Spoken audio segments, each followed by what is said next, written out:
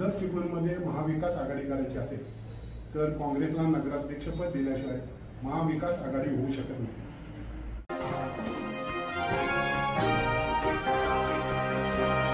आपण पाहत आहात पवन न्यूज। आज राष्ट्रवादी शरदचंद्र पवार गटाची ताकद सगळ्यात शेवटच्या क्रमांकाला, त्यांचं संघटन नाही। जे संघटन आहे हे काँग्रेसकडे आहे आणि नंतर उभाटाकडे आहे, उद्धव बाळासाहेब ठाकरे गटाकडे। हे मतदार आमच्याकडे जास्त आहेत, त्याच्यामुळे आम्हाला हे नगराध्यक्षपद मिळावं अशी तिथं ठाम निर्णय झालेला आहे। पक्षाचे निरीक्षक आल्यानंतर त्यांनी सर्वप्रथम आमच्या सर्व काँग्रेस कार्यकर्त्यांची बैठक घेतली। बैठकीमध्ये चर्चा झाली की जर चिपळूण नगरपालिकेत आम्ही 2024ला लोकसभेला खासदार विनायक राऊत यांना मतदान केलं, विधानसभेला आम्ही राष्ट्रवादीला दिलं।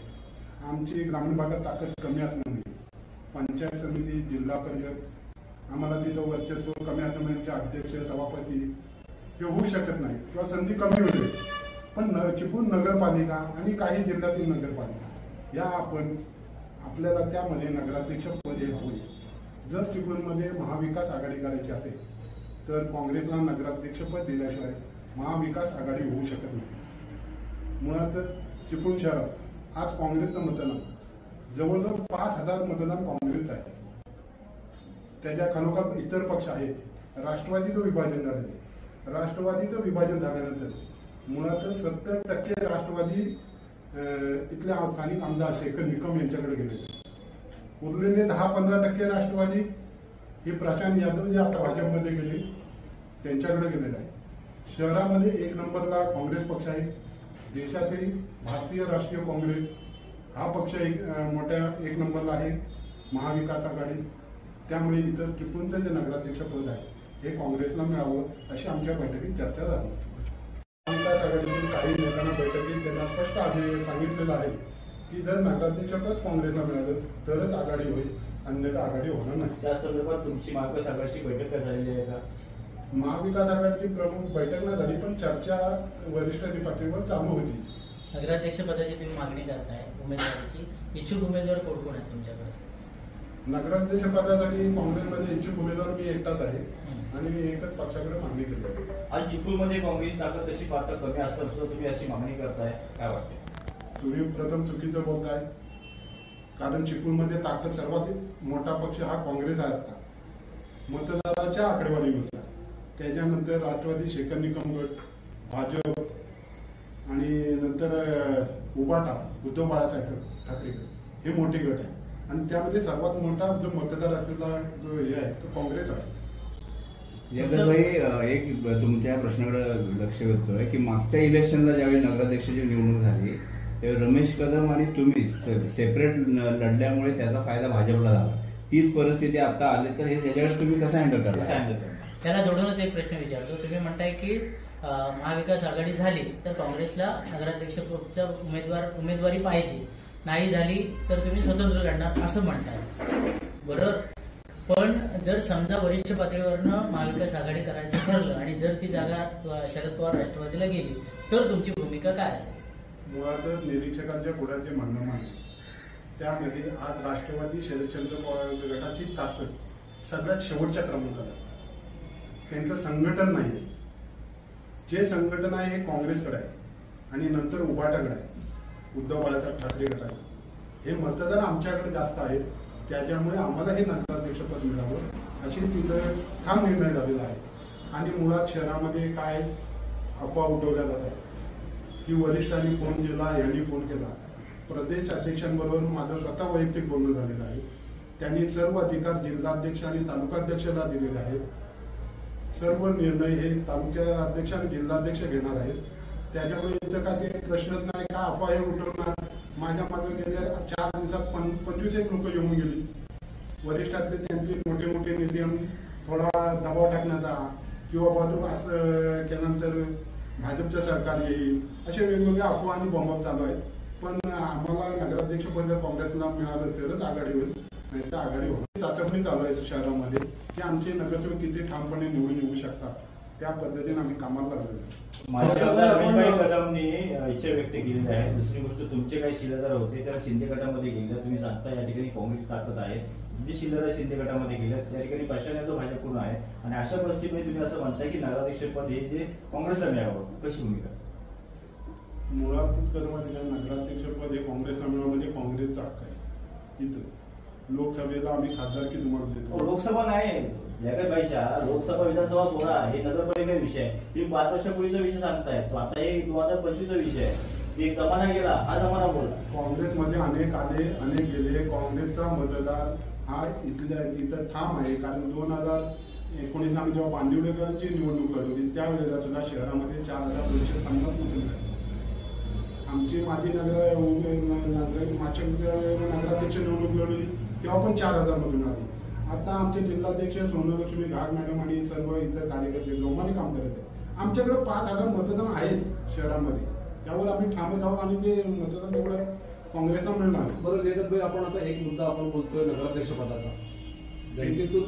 जनतेतून नगराध्यक्ष होणार म्हटल्यानंतर तुमची टीम किंवा तुम्हाला घरोघरी पोहोचवण्याचं काम नगरसेवक करणार आहे. नगरसेवकांची अशी कोणती मोठी फील्ड तुमच्याकडे आहे, त्यांची काय नावं कळतील?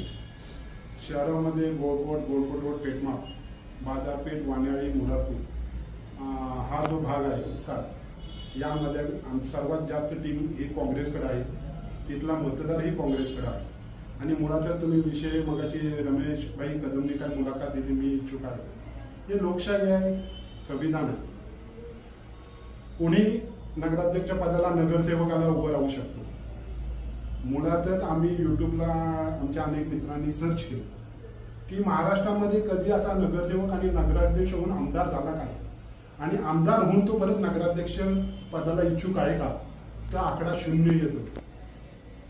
कदाचित त्यांच्या मनात काय वेगळं असेल, किंवा त्यांनी ज्या उदय सामंत बरोबर 2 बैठका झाला यामधलं काय गुपित काय आहे का, याच्यासाठी तो त्यांनी दावा केला असेल.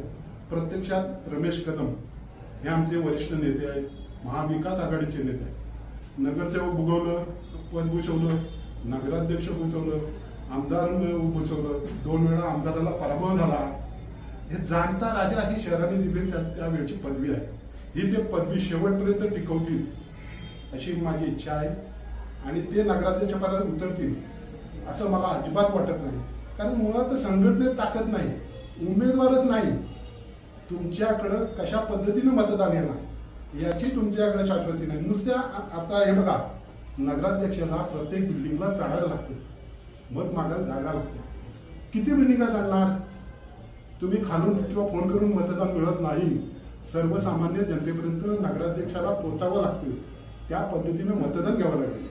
तुम्ही घरात बसून फोन करून तर राजकारण काय? तुम्ही माझे आमदार रमेशभाई कदमाला क्रॉस करताय. मुळात तुम्ही महाविकास आघाडीमध्ये जाऊन सुद्धा रमेशभाई कदम चांगलं गुण गाताय, वाईट गुण गाताय. तुम्ही म्हणताय जाणता राजा बोलताय. दुसरी गोष्ट, त्या रमेशभाई कदमांनी आमदारकी येऊन तुम्ही नगराध्यक्ष येऊन बोलताय. तुम्ही कुठेतरी तुम्ही रमेशभाई कदम दावही करताय, मी डाची करताय. जगदभाई, तुम्ही महाविकास आघाडीमध्ये अजून आहात, तुम्ही स्वतंत्रपणे नाही आहात, तुम्ही महाविकास आघाडीमध्ये आहात, तरी पण तुम्ही रमेशभाई कदमावरती आरोप करताय, माझी आमदारावरती आरोप करताय. मी आमदारावरती, रमेशभाईंवरती आरोप केलेला नाही.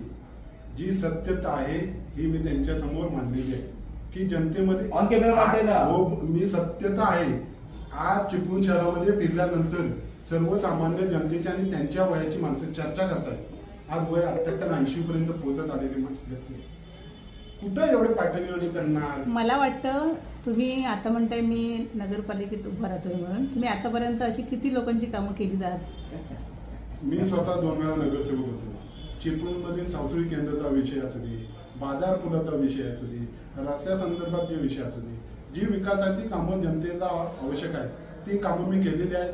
आणि नगरसेवक असताना मुळातच सगळं शहर काय नसतं, आपल्याकडे एक वार्ड असतो, त्या प्रभागात सुद्धा कामं केली. रमेशभाईंचा विषय आहे, पण उभाटा सैनिकांना बाळा कदम होऊ शकतं. आम्ही त्यांच्याशी तेच म्हटलं, आम्ही त्यांना खासदारकी दिलेली आहे. बाळा कदम हे तर नगराध्यक्ष आमदार नव्हते. बाळा कदम तर वय नाही झाले त्यांचं. लोक नाही, 100% ते लढू शकतात, ते तिकीट मागू शकतात, दावेदार आहे. आणि माझं पण असं म्हणणं आहे की नवीन जनतेची पण मागणी आहे शहरामध्ये की नवीन लोकांना संधी दिली पाहिजे. या मतावर मी ठाम आहे. बाळा कदम वगैरे जे कोण तरुण इच्छुक असतील 5 लाख, त्या सर्वांना संधी दिली पाहिजे आणि त्यांनी मागणी पण केली पाहिजे. या मतावर मी ठाम आहे. कारण नवीन म्हणजे बाळाकदम असतील उमेदवार तर तुम्हाला जातील, फक्त रमेशभाईंची जडते ना, असं नाही. संधी हे बघा, शेवटी जनता कोणाला देणार हे जनता ठरवणार कोण. नाही जनतेचं नाही म्हणत आहे मी. तुम्हाला रमेश कदमांचं वय झालंय, ते आमदार होते, हे ठीक ठीक आहे. आहे. बाळाकदम असतील तर महाविकास आघाडी झाली आणि बाळाकदमांना उमेदवारी दिली, उभाटाला जागा सोडली, तर तुमची भूमिका काय असेल? कसं माहितीये काय, राजकारण आहे. राजकीय कारकिर्दी एका नेत्याने नगरसेवक, नगराध्यक्ष, आमदारकी भूषवली आणि तो त्या व्यक्तीला खाली आज 78व्या वर्षी येऊन नगराध्यक्ष पदाची निवडणूक लढवावी लागत असेल